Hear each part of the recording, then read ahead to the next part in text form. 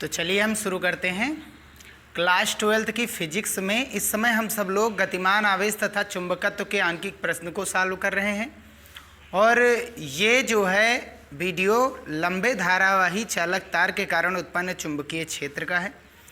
और इसमें हम सब लोग शुरुआत करने जा रहे हैं क्वेश्चन नंबर 17 से, जो कि कह रहा है कि एक इलेक्ट्रॉन 300 वोल्ट के विभवांतर द्वारा त्वरित होकर एक लंबे सीधे तार से 5 मिमी की दूरी पर गतिमान है। यदि तार में 5 एम्पीयर की धारा प्रवाहित की जाए तो इलेक्ट्रॉन पर लगने वाले बल का मान क्या होगा। तो एक इलेक्ट्रॉन है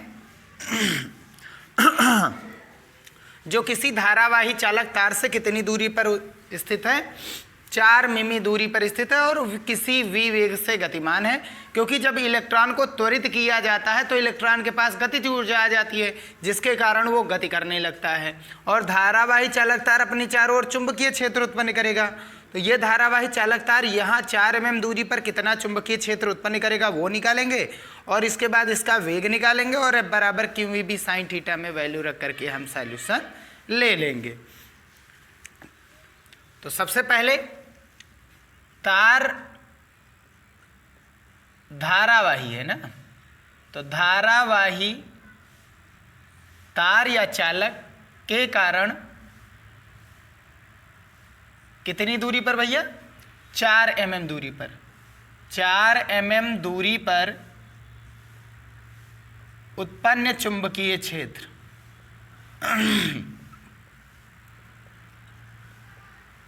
तो कितना चुंबकीय क्षेत्र उत्पन्न होगा धारावाही चालक तार के कारण, कितना उत्पन्न होता है, μ0/2π और इंटू I/R ये फार्मूला होता है। R जो दूरी है वो कितनी, 4 mm है। mm को मिलीमीटर को मीटर में चेंज करेंगे 10⁻³ होता है ना। μ0 का मान 4π × 10⁻⁷ होता है, अपान में 2π इंटू धारा कितनी प्रवाहित हो रही है तार में, 5 एम्पीयर की। कितनी दूरी पर चाहिए हमको, 4 × 10⁻³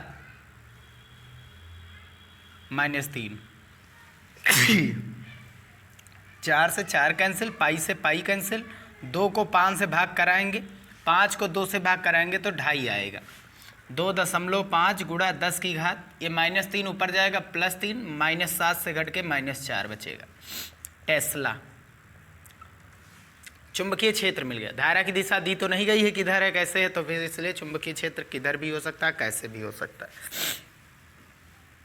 आगे देखेंगे, वेग हमको चाहिए।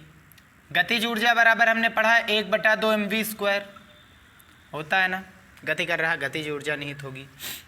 और गतिज ऊर्जा बराबर एक हमने पढ़ा था W बराबर VQ, W कार्य करने की क्षमता को ऊर्जा कहते हैं, और K बराबर EV होता है फार्मूला। V का मान निकालेंगे तो 2 ऊपर चला जाएगा तो 2EV, M नीचे आ जाएगा, स्क्वायर हटाएंगे V पर से तो इधर क्या लग जाएगा, रूट लग जाएगा। ये विभवांतर वाला V है और ये वेग वाला V है। अब फार्मूला रख देंगे तभी हमको वेग का मान मिलेगा, मतलब फार्मूला मिल गया, अब मान रखेंगे। 2 इलेक्ट्रॉन पर आवेश 1.6 × 10⁻⁻19, विभवांतर कितना भैया, 300 वोल्ट बटे में द्रव्यमान 9 × 10⁻⁻31, दशमलव हटाएंगे तो नीचे क्या बढ़ जाएगा, एक 0। ठीक है, तो वेग कितना हो जाएगा, अंडर रूट में 16 रूट के बाहर आएगा तो कितना बचेगा, 4 बचेगा। 9 रूट के बाहर आएगा कितना बचेगा, 3 बचेगा। यहाँ पर देखो कितने जीरो हैं, 2 जीरो हैं, तो रूट के बाहर आएंगे 2 जीरो मतलब 100। 300 का हम क्या लिख सकते हैं, 300 को 3 × 100, 300 यानी 100 बाहर आएगा तो 10 बचेगा। 10⁻⁻31 से ऊपर जाएगा तो +31, +31 -19 +12 बाहर आएगा रूट के तो 6 बचेगा, आधा बचेगा ना। अब ऊपर अंडर रूट में क्या बच रहा है, ऊपर 2 × 3 और बटे में कितना बच रहा है, 10, 2 × 5 = 10। √3 का मान कितना होता है? तो वेग 4/3 गुणे 10 की घात 6 और 1 7। √3 का मान 1.7 होता है, 7 3, और 5 का मान 2.3 होता है। √5 का मान 2.3 लगभग होता है। दशमलव हटाएंगे, संख्या हट जाएगी। ये हमारा वेग मिल गया मीटर प्रति सेकेंड। अब बल बराबर क्या होता है? F बराबर QVB साइन थीटा। तो F बराबर Q आवेश के रूप में इलेक्ट्रॉन लिया गया, तो आवेश इलेक्ट्रॉन का 1.6 गुणे 10 की घात -19। वेग कितना आया हमारे पास? 4/3 गुणा 10 की घात 7 गुणा 17/23 गुणा B का मान कितना आया था? 2.5 गुणे 10 की घात -4 और इंटू साइन थीटा का मान कितना आएगा? 90 डिग्री। धारा के समांतर वो आवेश गति कर रहा है, इलेक्ट्रॉन गति कर रहा है ना। ठीक है, सीधे तार से, तार सीधा है तो उसी के सीधे गति कर रहा है। एक खास बात बताएं, अगर कहीं कोण ना दिया जाए तो 90 डिग्री ही रखा करो। कहीं पर भी कोण ना दिया जाए तो 90 डिग्री रखिए, सबसे बढ़िया। हल करेंगे। ऊपर वाला पहले गुणा करा ले सबका। तो 16 पंचे 80, 16 पंचे 80, 8 बचा। 16 दूना 32 और 8 40। 1 2 अंक आगे दशमलव है, गुणा 4 से इसका गुणा कराएंगे तो 4 चौक 16 हो जाएगा। तो 1.6 का गुणा 2.5 से कराएं तो 4 आए, और 4 का 4 से गुणा 4 चौक 16, और 16 का गुणा हम कराएंगे 17 से, तो 16 सत्ते 112, 11 बचा। 16 1 16 और 11 27। नीचे कितना बचा भैया? 23 तियाँ 69 गुणे 10 की घात, यहाँ पर -4, यहाँ पर -19, -4 -19 माइनस का 23 हो जाएगा। 19 4 23, 23 माइनस का 7 प्लस का माइनस का 16 बचेगा। साइन 91 होता है। अब 272 को भाग कराना है 69 से। 272 अंदर लिखेंगे, 69 बाहर। 4 बार जाएगा, 6 चौको 24 है ना। 4 9 36, तो बचा कितना? 3 बचा। तो 4 छंग 24 और 3 27, ज़्यादा हो गया 276। 3 बार जाएगा, तो 3 को 9 से गुणा कराएंगे, 9 त्रिक 27, 3 छक 18 और 2 20। घटाएंगे तो कितना बचेगा? 65 बचेगा। दशमलव लगाएंगे, 0 बढ़ जाएगा, है ना। अब कितनी बार जाएगा? 9 बार जाएगा, क्योंकि 10 बार 690 हो जाएगा, लाना 650 9 बार। तो लगभग कितना आ जाएगा बल? 3.9 गुणे 10 की घात -16 न्यूटन। ये बन जाएगा इसका आंसर। ठीक है, लगभग कितना आएगा? 4 आएगा। ठीक है, क्योंकि आगे भी अभी कटेंगे ना, तो आगे भी तो संख्या आएगी, तो लगभग वो 4 हो जाएगा करके कुछ, है ना। यही आंसर।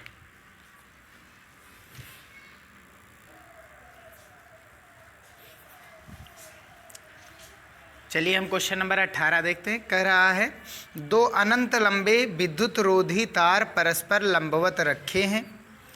एक में धारा I1 बराबर 2 एम्पियर तथा दूसरे में धारा I2 बराबर 1.5 एम्पियर है। बिंदु P पर चुंबकीय क्षेत्र की तीव्रता तथा दिशा ज्ञात कीजिए। यदि एक तार में धारा की दिशा उलट दी जाए तो चुंबकीय क्षेत्र क्या होगी? चलिए, ये दोनों तार परस्पर लंबवत रखे गए। पहले हम चुंबकीय क्षेत्र की दिशा निकालेंगे।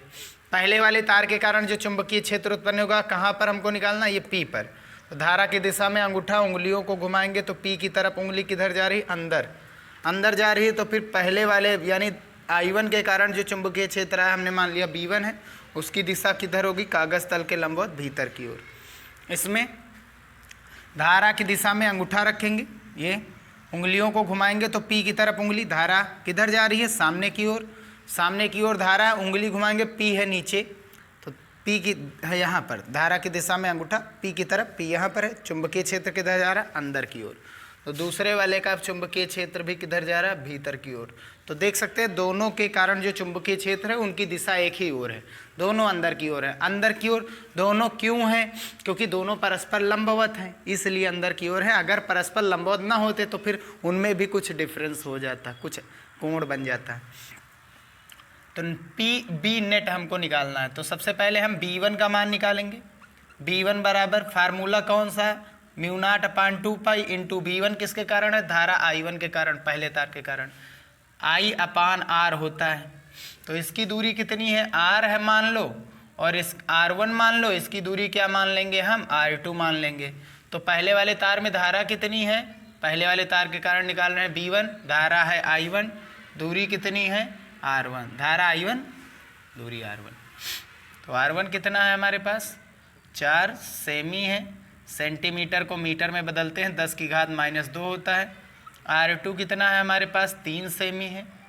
सेंटीमीटर को मीटर में बदलेंगे, 10 की घात -2 मीटर। और जिसकी दिशा किधर है? अंदर की ओर है। ऐसे ही B2 का मान निकालेंगे तो μ0/2π और इंटू दूसरे वाले तार के कारण धारा कितनी दूसरे वाले तार में? I2 अपान उसकी दूरी कितनी है बिंदु P से? R2। दिशा किधर आई है? कागज तल के लंबवत भीतर की ओर। अब क्योंकि B1 व B2 एक ही दिशा में है, B1 व B2 की दिशा समान है, की दिशा समान है, एक ही ओर है। अगर एक ही ओर है तो नेट चुंबकीय क्षेत्र कितना उत्पन्न हो जाएगा? कहाँ पर नेट चुंबकीय क्षेत्र हमको चाहिए? बिंदु P पर। तो बिंदु P पर चुंबकीय क्षेत्र कितना नेट हो जाएगा? BP = B1 + B2। एक ही दिशा में हो गए तो जुड़ जाते हैं, सदिश राशियाँ, है ना। तो B1 कितना है? μ0/2π प्लस I1/R1 प्लस B2 कितना है? μ0/2π इंटू I2/R2। दोनों में कॉमन क्या है? μ0/2π कॉमन है। बचा क्या अंदर? I1/R1 plus I2/R2। वैल्यू को रखने जाएंगे, μ0 का मान 4π × 10⁻⁻7 होता है, अपान नीचे 2π। I1 हमारे पास 2 है और R1 कितना हमारे पास? 4 × 10⁻⁻2 प्लस I2 कितना है हमारे पास? I2 हमारे पास 1.5 है और R2 कितना हमारे पास? 3 × 10⁻⁻2। दशमलव हटाएंगे, नीचे 0 बढ़ जाएगा। 15 × 1 = 15, 15 दूना 30, 2 × 1 = 2, 2 दूना 4। 10⁻⁻2 यहाँ है, 10⁻⁻2 यहाँ है, बटे में कॉमन ले लेंगे तो यहाँ कितना बचा? 2 × 10⁻⁻7 और नीचे से कॉमन क्या आ गया भैया? नीचे से कॉमन आ गया 10⁻⁻2, बाहर निकाल लिया हमने। अब अंदर कौन बचा? ऊपर 1 नीचे 2, ऊपर 1 नीचे 2। आधा और आधा मिलके कितना हो जाता है? 1। 1 का गुणा 2 से कराएंगे तो 2 × 1 = 2 हो जाएगा, ये पूरा का पूरा 1 बन जाएगा। -2 ऊपर जाएगा, प्लस का 2, -7 से घट करके कितना बचेगा? -5। चुंबकीय क्षेत्र का मात्रक Wb/m² भी होता है, वो लिख दीजिए। और इसकी दिशा किधर होगी? कागज तल के लंबवत भीतर की ओर। कागज तल के लंबवत भीतर की ओर क्यों होगी? क्यों होगी? क्योंकि दोनों जब एक ही दिशा में जा रहे हैं तो नेट चुंबकीय क्षेत्र भी एक ही दिशा में जाएगा।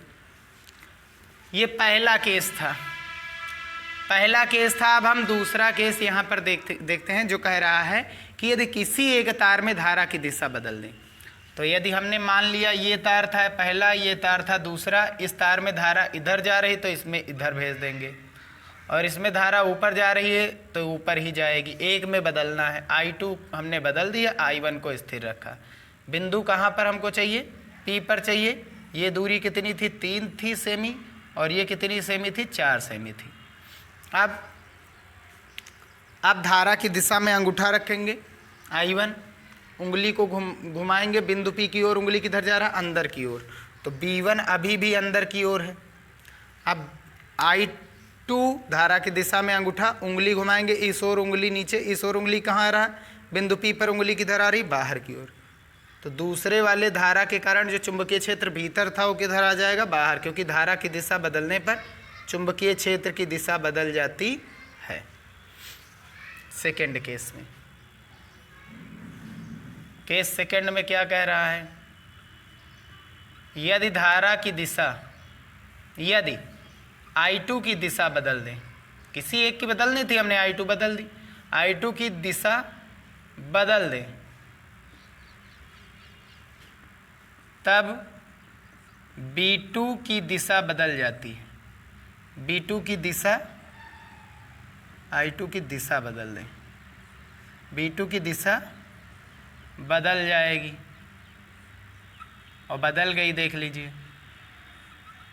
अब P पर नेट चुंबकीय क्षेत्र कितना हो जाएगा, P पर नेट चुंबकीय क्षेत्र BP = एक जा रहा है भीतर की ओर, एक चुंबकीय क्षेत्र बाहर की ओर, तो बिंदु P पर दो लोग अंदर ढकेल रहे हैं तो दो लोग बाहर भी ढकेल रहे हैं। क्यों? क्योंकि जितना हमारे पास B1 है, B1 और B2 दोनों इक्वल होंगे भैया। देख सकते हैं यहाँ पर एक और एक मिलकर के, आधा और आधा मिलकर के एक ही हो गया। ये भी 1/2 हल करने पर आया, ये भी 1/2 हल करने पर आया, ये तो कॉमन पार्ट, वो तो दोनों में है। तो B1 और B2 एक दूसरे के समान हैं, ये चीज़ याद रखिए। B1 और B2 के मान भी बराबर हैं, हल करके देख लेना, ठीक है। तो B1 और B2 के मान बराबर, तो B1 - B2 अब की बार हो जाएगा, ज़्यादा वाले में से कम वाला घटाना, तो ज़्यादा कुछ है ही नहीं, दोनों बराबर हैं। B1 और B2 आपस में बराबर हैं, क्योंकि B1 बराबर कितना है, B2 है, तो B1 बराबर हम B2 रख देंगे, तो B2 - B2 क्या बचा हमारे पास, 0। तो नेट चुंबकीय क्षेत्र क्या हो जाएगा, 0 हो जाएगा, यदि तार, किसी एक तार में धारा की दिशा को बदल देंगे। ये था इसका सॉल्यूशन, ठीक है।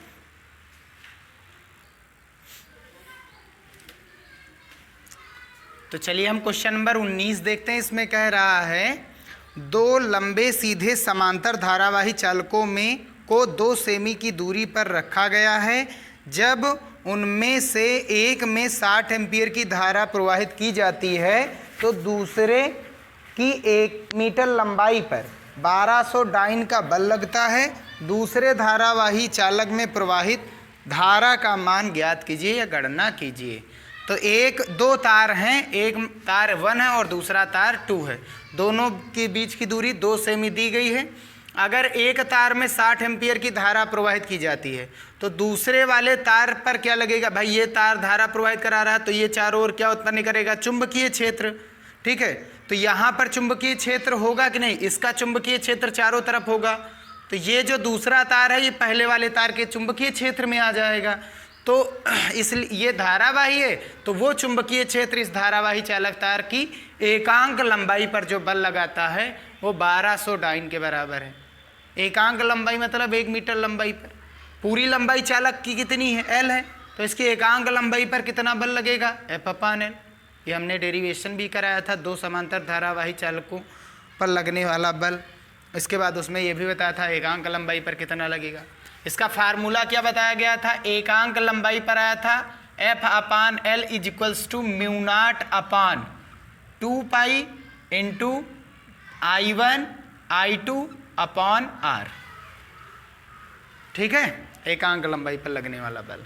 और एक खास बात ये है कि जितना तार 1 जो है दूसरे वाले पर बल लगाता उतना ही तार 2 जो है पहले वाले पर बल लगाता है, इसकी खास बात ये है, ठीक है। तो इसीलिए F2 और F1 को हमने F मान लिया था, फार्मूला लगा था। अच्छा एक चीज़ और है, एकांक लंबाई पर जो बल लगता है इतना डाइन, एकांक लंबाई मतलब इतने डाइन प्रति मीटर है, इतने डाइन क्या है, प्रति मीटर है, ठीक है। अच्छा डाइन को जब हम न्यूटन में चेंज करते हैं तब क्या होता है, याद रखिए हमेशा, डाइन को जब हम न्यूटन में चेंज करेंगे, डाइन CGS पद्धति का मात्रक होता है बल का, ठीक है। हाँ, डाइन को सीजीएस, डाइन सीजीएस पद्धति मात्रक है। इसको न्यूटन में चेंज करने के लिए क्या करते हैं, 10 की घात -5 से गुणा कराते हैं। याद रखिए, 1 न्यूटन में कितने डाइन होते हैं, 10 की घात 5 डाइन होते हैं। तो 1 डाइन में कितने न्यूटन होंगे, उधर जाएगा 10 की घात -5 हो जाएगा। ठीक है, एक सीजीएस पद्धति का मात्रक होता है, एक एमकेएस, बस यही करना था। अब ये किस में हो गया, न्यूटन प्रति मीटर रखते हैं। इसका मान दिया गया, यहाँ पर F1 F2 दोनों सेम रहते हैं। जितना तार 1 पहले पर बल लगाएगा उतना ही तार 2 दूसरे पर बल लगाएगा, दोनों बराबर बराबर सेम ही रहते हैं। तो चाहे जो भी आप दे दीजिए, हम दूसरा तार लिख दिए ताकि समझने में आसानी हो, कोई दिक्कत वैसे है नहीं है। दोनों बल बराबर होते तो इसलिए हमने डेरिवेशन में F मान लिया था। तो ये हो जाएगा F/L। तो F2 F के बराबर ये आप रख सकते हैं, F2 भी रख सकते हैं, कोई दिक्कत नहीं।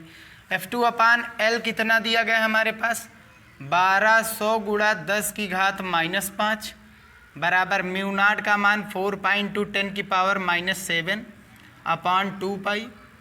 I1 60 है, I2 हमको निकालना है। दूरी कितनी है दोनों के बीच, R जो दी गई है 2 सेमी है, सेंटीमीटर को मीटर में बदलेंगे, 10 की घात -2 से गुणा, 2 गुणा 10 की घात -2, 2 दूना 4 से 4 कैंसिल। ठीक है, ये चला जाएगा ऊपर, ऊपर वाला आ जाएगा नीचे। 0 से 0 काटिए, 6 कन 6, 6 दूनी 12, 20 बचेगा। अब नीचे वाला जाएगा ऊपर, ऊपर वाला आ जाएगा नीचे। तो I2 बराबर कितना हो जाएगा, ये ऊपर चला जाएगा तो 20 गुणे 10 की घात -5 गुणे 10 की घात -2 और 10 की घात -7 नीचे आ जाएगा। -5 -2 -7 -7 कैंसिल। I2 का मान कितने एम्पियर आ गया, 20 एम्पियर। तो दूसरे वाले तार में कितने एम्पियर की धारा प्रवाहित होनी चाहिए, 20 एम्पियर की। तभी इस पर जो है 1200 डाइन प्रति मीटर लंबाई पर बल लगेगा। ठीक है, तो चलिए क्वेश्चन नंबर 20 देखते हैं। इसमें कह रहा है 2 लंबे समांतर तार परस्पर 3 सेमी की दूरी पर हैं। इनमें क्रमशः 12 एम्पियर तथा 3 एम्पियर की धारा प्रवाहित हो रही है। प्रत्येक तार द्वारा दूसरे तार की प्रति मीटर लंबाई पर लगने वाले बल की गणना कीजिए। ठीक है, तो 2 समांतर धारावाही तार की एकांक लंबाई पर जो बल लगता है F/L होता है। L लंबाई पर बल L से गुणा करा देंगे इसका, यानी कि L से इधर हो जाएगा गुणा, μ0/2 पाई इंटू I1 I2/R। ये आया था डेरिवेशन। समांतर होंगे तभी लगेगा, दोनों तार समांतर होंगे। इसमें खास बात ये होती है कि जितना पहला वाला तार दूसरे वाले तार पर बल लगाता है उतना दूसरा वाला तार पहले वाले तार पर बल लगाता है। दोनों तार बराबर बराबर बल लगाते हैं एक दूसरे पर। ये बल बहुत बड़ा नहीं होता, छोटा बल होता है, इसलिए हम महसूस नहीं कर सकते हैं। ये तार में लगता रहता है, हमेशा याद रखिए। धारा की दिशा बताई नहीं गई है किस ओर है, तो हमने एक ही ओर कर दिया। भाई एक ही ओर है तो उनमें आकर्षण बल लगता है, हमेशा याद रखिए। धारा की दिशा समान है आकर्षण, धारा की दिशा बदलने पर प्रतिकर्षण बल लगता है। 1 नंबर का क्वेश्चन पूछ लिया जाता है। एकांक लंबाई पर यही बल लगता है। F/L का मान हमको निकालना है और इसका फार्मूला क्या होता है, F/L का फार्मूला होता है μ0/2 पाई। μ0 का मान 4 पाई इंटू 10 की पावर -7 अपान में 2 पाई इंटू I1 पहले वाले तार में धारा 12, I2 दूसरे वाले तार में धारा 3, दोनों के बीच की दूरी कितनी, 3 सेंटीमीटर को मीटर में बदलेंगे, 10 की घात -3 से गुणा, 2 से 10 की घात -2, ये मीटर हो गया। 3 से 3 कैंसिल, पाई से पाई कैंसिल, 2 एकन 2, 2 दूनी 4, 12 दूनी 24, -2 ऊपर जाएगा प्लस का हो जाएगा और बचेगा कितना फिर ऊपर, -7। भाई 7 रुपये उधार थे, 2 दे दिए गए, 5 बचेंगे। दशमलव यहाँ पर है, आगे बढ़ेंगे तो दशमलव को लेकर के तो प्लस का 1 बढ़ता है 0, तो प्लस का 1 0 और माइनस के 5 0 बचेंगे कितना, -4। क्या आ गया, एकांक लंबाई पर लगने वाला बल। बल का मात्रक न्यूटन और लंबाई का मात्रक क्या होता है, मीटर। ये इसका आंसर बन जाएगा। ठीक है भैया।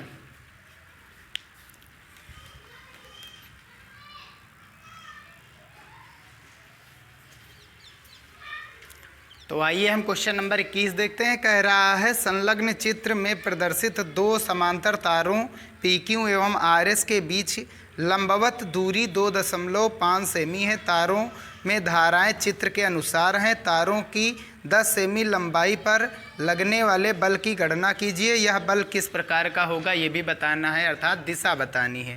ठीक है, तो हमने बताया था कि एकांक लंबाई पर बल लगता है F/L। तो किसी भी तार की एकांक लंबाई पर बल लगता है F/L, और अगर L लंबाई पर बल की बात करेंगे, एकांक यानी कि पूरी लंबाई पर कितना बल लगेगा, तो μ0/2π into I1 I2 upon R। तब इसका किससे गुणा करते हैं, जितनी लंबाई, भाई एकांक के हमको पता है जितने का चाहिए हम उसी से उसको गुणा करा देते हैं। तो इस L लंबाई का हमको चाहिए तो L से इधर गुणा, L से इधर गुणा, L से L कैंसिल, तो L लंबाई पर इतना बल लगेगा। ठीक है, एकांक लंबाई पर इतना लगता है, ये याद रखिए। तो F बराबर μ0 का मान 4π इंटू 10⁻⁻7 अपान में 2π है। I1 यानी पहले वाली धारा में पहली धारा 5 है, दूसरी धारा भी 5 है। और R का मान कितना है 2.5 सेमी, मीटर में चेंज करेंगे -2 हो जाएगा। लंबाई कितनी हमको चाहिए 10 सेमी लंबाई, मीटर में चेंज करेंगे तो 10 की घात -2, तो 10 गुणे 10 की घात -2, -2 से -2 10 की घात कैंसिल हो जाएगा। अब दशमलव हटाएंगे तो ऊपर क्या बढ़ जाएगा भैया, एक 0 बढ़ जाएगा एक्स्ट्रा। अब 5×5 कैंसिल हो जाएगा, ये कितना बचा 2।